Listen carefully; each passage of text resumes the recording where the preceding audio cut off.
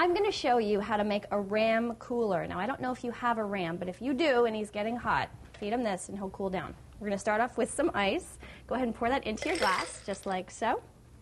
And then we are going to add in 1 1/4 ounces of white rum.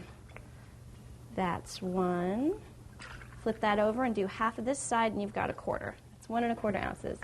Then we're going to add in 1/2 ounce of Galliano, which is a fabulous French liqueur.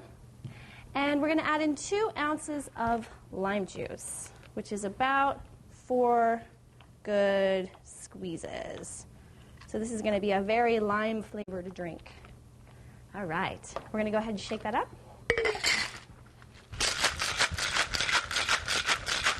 Just like so. And we're going to pour that with our ice into a highball glass. Yum, yum. Add in a stirry straw.